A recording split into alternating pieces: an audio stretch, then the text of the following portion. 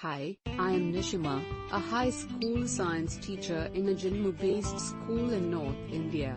Recently I read an interesting research and thought of sharing here. The context of this research is the USA, but the situation could well be applicable in any country where a lot of diversity is there, and some marginalized communities exist in the society.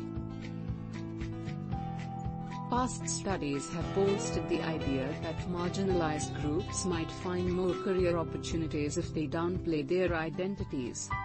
But women and minorities may actually benefit by explicitly mentioning their identities, at least when asking others for help, according to new research that emerges at a time when many marginalized groups are calling for more equitable treatment in the workplace.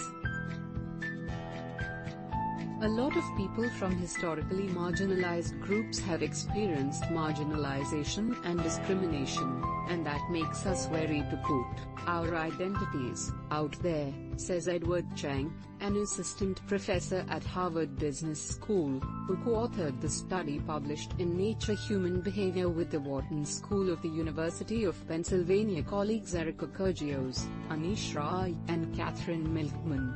One of the interesting things about our study is that when you do put your identity out there, it appears to activate different things psychologically in people's minds than when people infer your identity from your name.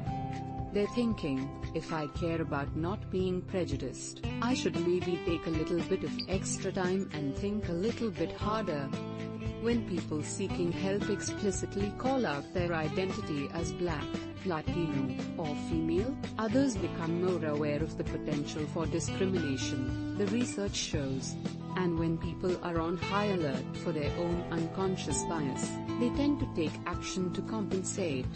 The authors describe it as overwriting automatic processes in favor of more deliberation. They're thinking, oh, wait, this is a situation that I might need to be worried about if I care about not being biased, says Chang. If I care about not being prejudiced, I should maybe take a little bit of extra time and think a little bit harder. People respond more when identities are mentioned.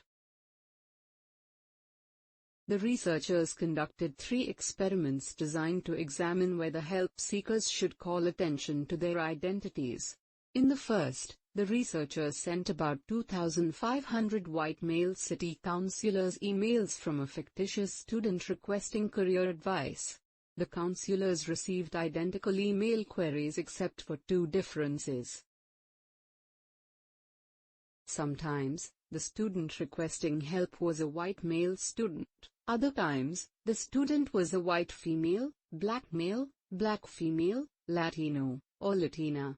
The second difference involved whether a student explicitly mentioned identity in the email, including the line, "I was hoping you might be willing to write back with a few words of wisdom for a young person, man/woman/black man/black woman/Latino/Latina, hoping to one day become a city councilor like you." When students mentioned their identities in their emails, city councilors were about 25% more likely to respond to the queries than when they didn't.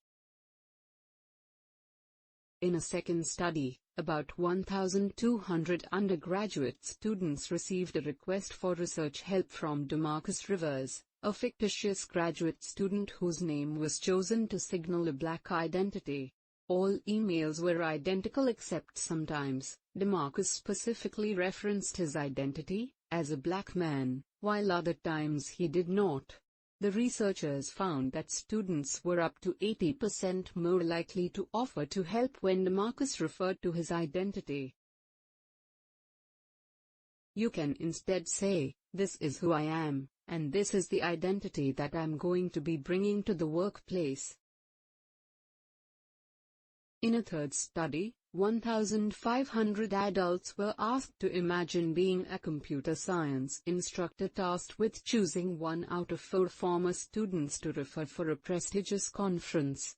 Participants read emails from 4 candidates requesting a referral before choosing one. One of the 4 students was a black male. Consistent with their earlier findings, the researchers found that when the black male student mentioned his identity, he was more likely to be selected to receive a referral. That's due to an internal motivation on the part of others to respond without prejudice, the research suggests. An optimistic view of this work is that I think arguably, being identity forward is more authentic than trying to hide your identity, says Kurgios, a doctoral candidate at Wharton who was the lead author on the paper.